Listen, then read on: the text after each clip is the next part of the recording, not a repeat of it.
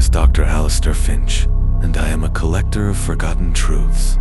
The academic world calls me a pariah, a peddler of fanciful theories. They believe folklore is a product of human fear. I believe it is a scar left behind by things that are not human at all. This belief brought me to Barrows Deep, a decaying fishing town being slowly swallowed by a fog-choked ancient forest. I came chasing a local legend, a story whispered with a unique and profound terror. They call it the Taker of Voices. The few remaining locals are a superstitious, tight-lipped bunch. They speak of those who wander too deep into the woods after dusk, and of how they sometimes return, changed. They call them the Echoes. These unfortunate souls lose the ability to speak. Their voices are gone, but replaced with a horrifying new talent. They can perfectly replicate any sound they hear. A dog's bark, a creaking floorboard, a distant siren, but never again can they form a single word. My investigation led me to the abandoned cabin of the most recent victim, a reclusive trapper named Silas. His journal was filled with frantic entries about a sound he heard in the woods. He called it the Impossible Melody, a whistling tune that seemed to defy the laws of music. He wrote that he felt a maddening compulsion to learn it, to play it on his fiddle. The notes are wrong, he wrote on the final, tear-stained page, but I have to get them right. That evening, I ventured to the edge of the great, gnarled woods. The silence was unnatural, absolute. As true darkness fell, I heard it, a whistling. It was ethereal, complex, and utterly alien. The melody seemed to have no single source, weaving through the trees from every direction at once. It was the impossible melody Silas wrote about. A cold, primal fear gripped me, but the scholar in me took over.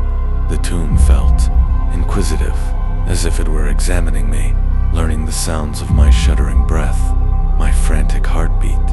My hand trembled as I raised my digital audio recorder. I had to capture it. The whistling stopped the exact moment the recording light blinked on. The silence that flooded back felt heavy, judgmental. I retreated from the tree line, my heart a frantic drum in the sudden quiet. Back in the dim light of my rented room, I listened to the recording.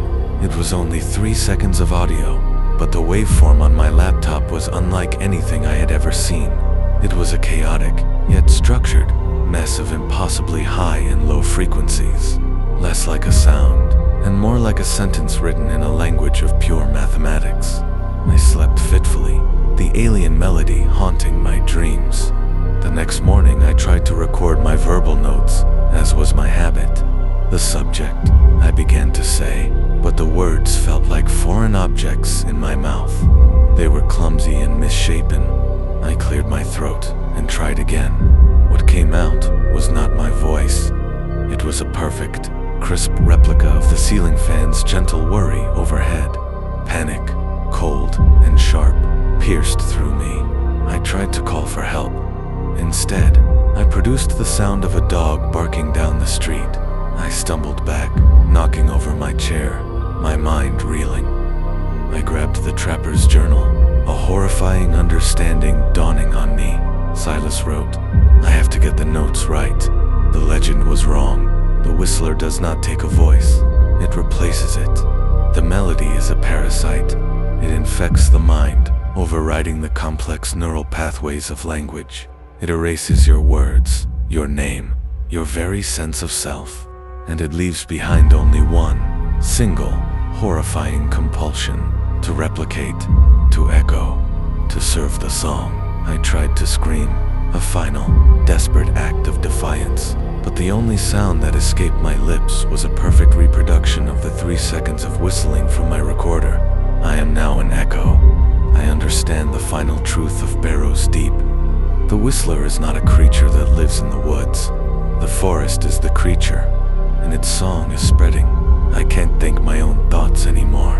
There are only the notes, and I have to get them right.